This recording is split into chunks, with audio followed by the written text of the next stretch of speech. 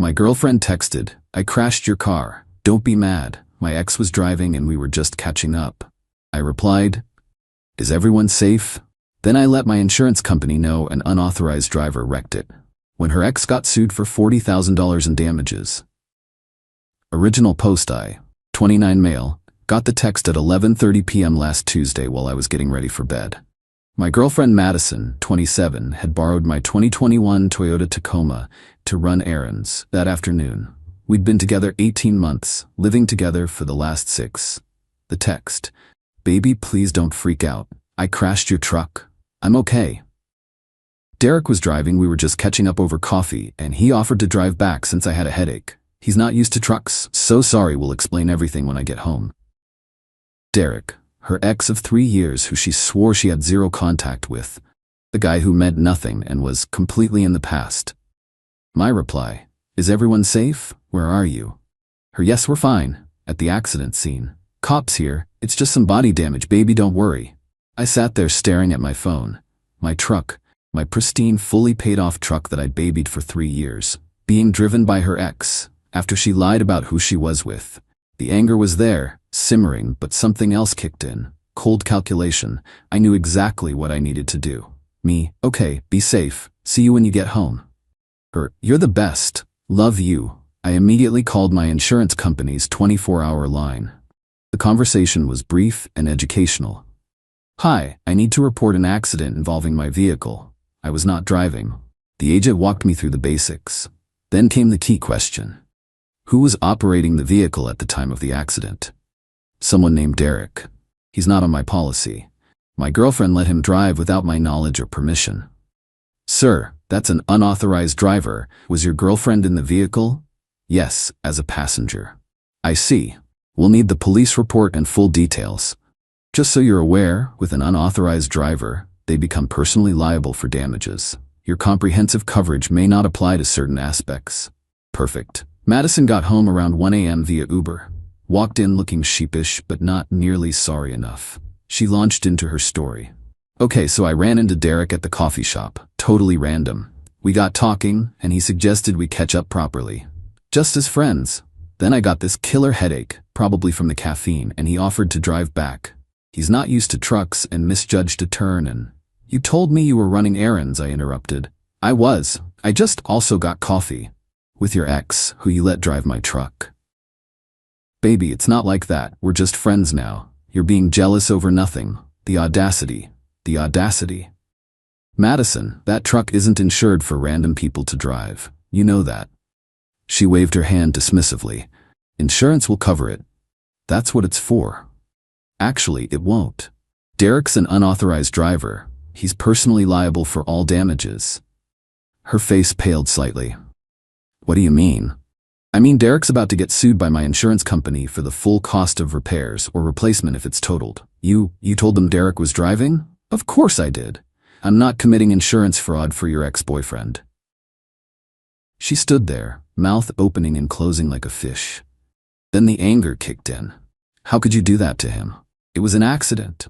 An accident that happened because you lied to me and let your ex drive my truck. Actions meet consequences.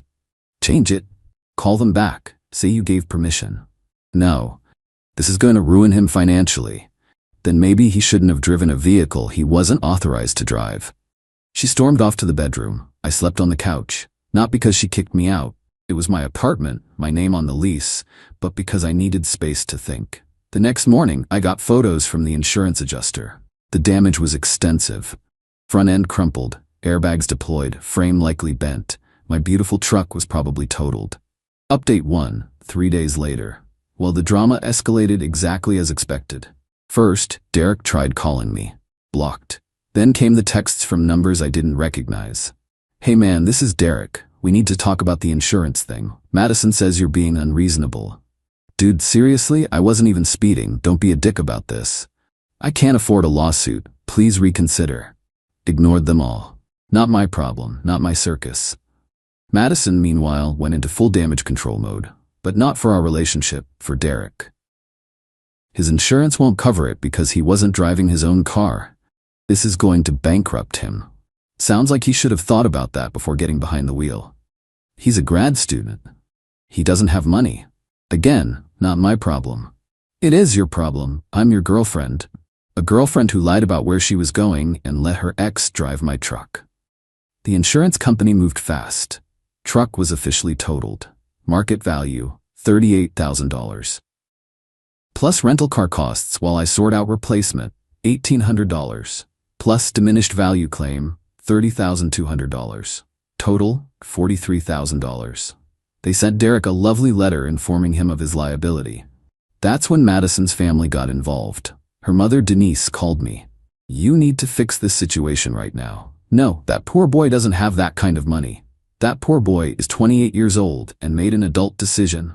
Madison made a mistake. You're punishing the wrong person. I'm not punishing anyone. I'm letting the legal process play out as it should. If you don't drop this, Madison's going to leave you. That's her choice. Denise hung up on me. 20 minutes later, Madison's dad, Robert, tried the man-to-man approach. Listen, buddy, I get you're upset, but destroying someone's financial future over a fender bender is extreme. It wasn't a fender bender. The truck is totaled. Insurance should handle it between themselves. Insurance is handling it. Derek's personally liable because he wasn't authorized. That's how insurance works. You could make this go away with one phone call. I could, but I won't. He called me several more colorful names before hanging up. Then came the social media campaign. Madison's sister, Ashley, posted some vague nonsense about certain people who claim to love you but destroy innocent bystanders' lives over petty jealousy. Their mutual friends started chiming in. The narrative being spun was that I was a controlling boyfriend getting revenge on Madison's friend because I was insecure. Here's what they conveniently left out. Madison and Derek dated for 3 years. They broke up just 8 months before she and I got together. She told me he was toxic and she blocked him everywhere. Yet somehow they randomly run into each other and spend hours catching up. I didn't engage with any of it. Just documented everything for potential future use. But the best part came yesterday. Madison tried a different tactic. She came home with takeout from my favorite place, wearing the dress I complimented once, acting all sweet. Baby, I've been thinking. You're right to be upset. I shouldn't have lied about meeting Derek. That was wrong. Okay. But punishing him financially isn't the answer. It's just going to create more drama for us. There is no us anymore, Madison. She froze mid-bite of her pad thai. What? You lied about where you were going. Met up with your ex. Let him drive my truck. And now you're more concerned about his financial situation than our relationship. We're done. You're breaking up with me over a car? I'm breaking up with you over lying and betrayal. The car just made it expensive for Derek. The tears started immediately. I made one mistake. No, you made multiple choices. Meeting Derek was a choice. Lying to me was a choice. Letting him drive was a choice, and defending him now? Also a choice. Where am I supposed to go? Your parents seem very involved. I'm sure they'll help. You're kicking me out? You have 30 days. That's what's legally required for month-to-month tenancy. I'll email you formal notice. She grabbed her phone and stormed to the bedroom. Could hear her sobbing on the phone with someone, probably Ashley or her mom. This morning I woke up to 27 missed calls. Not from Madison. She slept in the bedroom while I took the couch again. From Derek. Finally answered on the 28th call. What do you want from me? He was practically screaming. Nothing. I want absolutely nothing from you. The insurance company says I owe $43,000. Sounds about right. I don't have that money. Then you probably shouldn't have driven a truck you weren't insured to drive. Madison said it would be fine. Madison's not a lawyer or an insurance agent. Maybe don't take legal advice from your ex. She's not my ex. It's complicated. And there it was, the truth slipping out in frustration. Not complicated to me. She's your problem now. Enjoy the debt, both of you. Hung up and blocked his number too. Madison must have heard the conversation because she came storming out. Did he just say what I think he said? You tell me. Sounds like you two have been more than just friends catching up. It's not. We weren't. Madison, I don't care anymore. You have 29 days to find a new place. Update 2, 1 week later. The audacity continues to astound me. I genuinely thought I'd seen peak entitlement, but they keep raising the bar. Derek hired a lawyer, some ambulance chaser who sent me a letter demanding I cease and desist from malicious prosecution and retract false statements to my insurance company. Also demanded I pay for his legal fees. I forwarded it to my insurance company's legal department. They actually laughed, sent back their own letter explaining that 1. No false statements were made. 2. Derek admitted to driving the vehicle to police. 3. The police report confirms he was the operator. 4. He has no grounds for any claims against me. 5. If he continues harassment, they'll add a harassment charge to the civil suit. Meanwhile, Madison turned our apartment into a war zone. She's still here, 22 days left on the notice, but she's making it as miserable as possible. Tuesday, she accidentally clogged the toilet with too much toilet paper. Plumber cost me $200. Wednesday, she invited friends over at 2 a.m. for an emergency girls' night because she was so depressed. They were loud enough that neighbors complained. Thursday, she forgot she had the only key to the storage unit where we keep seasonal stuff and holiday decorations. Mysteriously can't find it now. Friday, she used my credit card, yes, stupid of me, not to cancel the authorized user card immediately, to buy $600 worth of essential work clothes because you're making me homeless and I need interview outfits. Disputed the charge, removed her as authorized user. But Saturday was special. I came home from work to find Derek in my apartment, sitting on my couch, eating my food. What the hell are you doing here? Madison jumped up. I live here. I can have guests. He's not a guest. He's trespassing. Get out. Derek stood up, trying to look tough. Man, we need to talk about this insurance thing. No, we don't. Leave now or I call the cops. Just hear me out. I pulled out my phone and started dialing. He left, but not before muttering something about this not being over. Madison was furious. I have tenant rights. I can have visitors. You can have visitors. You can't have the guy you cheated on me with, who destroyed my truck in my home. Pack your stuff. The notice says 30 days. The notice can be modified if you violate reasonable terms. Having Derek here is a violation. That was apparently the nuclear button. She called her parents, who showed up an hour later with a U-Haul. Not to move her out. Oh no, but to threaten me. Robert stood in my doorway like he owned the place. You're going to drop this insurance claim. No. I'll make your life hell. Get in line. Denise tried tears again.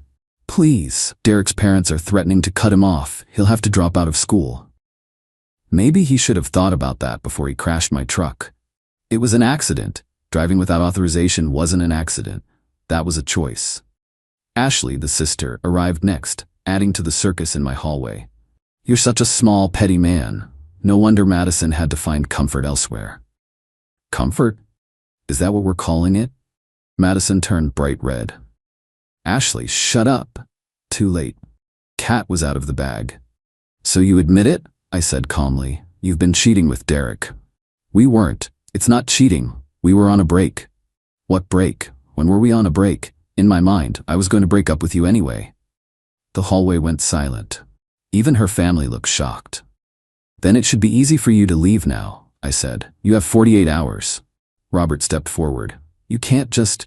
I can if she admits to cheating, which she just did, in front of witnesses. Would you all like to stay while she packs, or should I call the police to escort you out? They left, but not without Denise shrieking about lawyers and lawsuits and how we know people. Sunday was quiet. Too quiet. Madison stayed in the bedroom, occasionally coming out for water or food, not making eye contact. Then Monday hit, and I understood why she'd been quiet. My boss called me into his office first thing. We received a concerning call about you. My stomach dropped. What kind of call? Someone claiming to be a concerned friend says you're exhibiting violent behavior at home, threatening your girlfriend and her family. That's completely false. Here's what's actually happening. I showed him the insurance claim, the police report, the text messages, everything. Thank God I'd been documenting. He reviewed it all, then sighed. I figured it was something like that. The call seemed vindictive, but I had to ask. I understand. Take the rest of the day if you need to sort this out. I went home to find Madison packing. Finally. Did you call my work? She didn't even look up. I don't know what you're talking about. Madison, if you try to mess with my job again, what? You'll ruin my life? Too late. The victim mentality was incredible. She cheated, lied, and let her ex destroy my truck, but somehow she's the wronged party. Derek texted from yet another number. My parents are involved now. Drop the claim, or they'll come after you too. I forwarded that threat to my insurance company. They added it to their file and informed me they're now pursuing additional damages for harassment. Update 3, 2 weeks later. Madison finally moved out. Took her exactly 47 hours and 59 minutes for my 48-hour deadline. She left the apartment key on the counter, along with a note, "I hope you're happy destroying lives over your fragile ego. Derek and I are together now, and we're stronger for surviving your vindictiveness. Karma will find you." Karma found them first, actually. See, Derek's parents did get involved, but not how he expected. They hired their own lawyer to review the situation. That lawyer apparently told them Derek was completely screwed, and their best bet was to negotiate a payment plan with the insurance company. But here's where it gets beautiful. Derek's parents started digging into their son's story. Turns out this wasn't Derek's first rodeo with borrowing vehicles. He'd had his license suspended 2 years ago for reckless driving. It was reinstated, but he never told Madison, or me, or my insurance company. When that came to light, my insurance company amended their lawsuit. Driving on a previously suspended license while unauthorized pushed the liability even higher. They're now seeking $52,000 including legal fees. Derek's parents' response? They cut him off completely. Not just financially, completely. His dad actually called me, to apologize. "I'm sorry our son put you in this position. We've enabled him for too long. He's on his own for this." Madison, meanwhile, discovered that "we're together now" doesn't pay rent. She moved in with Derek, into his studio apartment, the one he shares with 2 roommates. Ashley posted some passive-aggressive stuff about love conquering all, and true partners stick together through hardship. That lasted exactly 5 days. Got a text from an unknown number. It was Madison's friend Brittany, who I'd always gotten along with. "Hey, thought you should know for closure or whatever. Madison's crashing on my couch now. Derek kicked her out because she expected him to pay for everything since she's unemployed. She also found out he's been texting his other ex, Jennifer. The whole friend group is kind of done with her drama. Sorry about your truck." I thanked Brittany and wished her luck with her house guest. But the saga wasn't over. Because Derek, in his infinite wisdom, decided to try one more play. He filed a claim with his own insurance saying he was a permitted driver because Madison had authority to give permission. His insurance company contacted mine. Mine provided 1. The lease showing Madison isn't on it. 2. The vehicle registration in only my name. 3. Text messages showing I never gave permission. 4. Madison's own statement to police that she let Derek drive without asking me. Derek's insurance dropped him.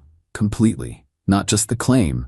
They dropped his coverage entirely for lying on a claim. So now Derek has $52,000 in debt to my insurance company. No car insurance, no parents. Support, no degree. Dropped out to work full-time to pay legal fees. No girlfriend. Madison bounced when the money dried up. Madison has no boyfriend. Derek dumped her. No apartment, can't afford one. No car, sold hers 6 months ago because Derek would drive us everywhere. No friends, burned those bridges. No job, quit 2 months ago to focus on our relationship. And me? I got a check from my insurance for the full value of my truck plus rental coverage. Bought a 2023 Tacoma with better features. Insurance company is handling the lawsuit against Derek. I don't have to do anything except show up if it goes to court. It won't. Derek's trying desperately to settle. Robert Madison's dad called one last time, trying to guilt me. I hope you're satisfied. You've ruined 2 young lives over pride. I didn't ruin anything. They made choices. They're facing consequences. Derek might have to file bankruptcy. Okay. Madison's depressed. Okay, you're heartless. I'm heartless. Your daughter cheated on me, lied to me, and let her side piece destroy my property. But I'm heartless for not covering for them? He hung up. Final update. 1 month later. This will be my last update because the legal stuff is wrapping up and I need to move on with my life. Derek filed for bankruptcy. Chapter 7. The insurance company got what they could, about $3,000 from selling his gaming setup and some collectibles, and wrote off the rest. My rates didn't even go up because I wasn't at fault and they recovered something. Madison. Well, Madison learned that actions have consequences. After Brittany kicked her out for borrowing money without asking, she crawled back to Derek, who had started dating Jennifer again. That went about as well as you'd expect. According to the grapevine, Madison had a full meltdown at Derek's apartment building, screaming about how he ruined her life and owed her for choosing him over stability. Security was called. She was trespassed from the property. Last I heard, she moved back in with her parents 2 states away. Posted some cryptic social media about starting fresh and leaving toxic situations behind. The comments were hilarious. Bunch of people calling her out for being the toxic one. Derek's working 2 jobs to pay his lawyer and rebuild after bankruptcy. Saw him at a gas station last week. He saw me getting into my new truck and literally ran back to his beat-up Honda. Guess seeing the upgraded version of what he destroyed hit different. The best closure came from an unexpected source. Madison's grandmother reached out. This sweet 73-year-old lady sent me a Facebook message. "Young man, I heard what my granddaughter did to you. I'm ashamed of her and how her parents raised her. You did the right thing. Don't let anyone tell you different." She needed to learn that her actions have consequences. Maybe now she'll grow up, though I doubt it. You deserve better. P.S. Nice new truck. I saw the photos you posted. That made me smile. I'm dating again. Nothing serious yet, just coffee dates and getting to know people. Being very upfront about boundaries and expectations. The experience with Madison taught me to trust my gut and not ignore red flags. My apartment feels like mine again. Repainted, rearranged furniture, got a new TV. Even got a dash cam for the new truck. Never again will anyone drive it without written, notarized permission. Kidding. But seriously, no one drives my truck but me now. Madison's family still occasionally tries to stir up drama. Ashley posted something about men who can't handle strong, independent women last week. The irony of calling Madison independent when she couldn't even pay her own phone bill made me laugh. Looking back, the title of my original post seems almost quaint now. "Don't be mad," she said, about letting her ex drive my truck. While she was cheating, the entitlement still amazes me. But here's what I learned. Standing your ground isn't cruel, it's necessary. I didn't ruin Derek's financial future. He did when he chose to drive a vehicle he wasn't authorized to drive. I didn't ruin Madison's life. She did when she chose to lie and cheat. I just refused to shield them from consequences. My insurance company sent me a satisfaction survey. Gave them 5 stars and wrote, they turned my ex's entitlement into a life lesson. 10/10 would let them sue Derek again. The agent who called to follow up actually left. To anyone reading this in a similar situation, document everything. Don't cave to emotional manipulation, and never ever let anyone who's not on your insurance drive your vehicle. Trust me on that last one.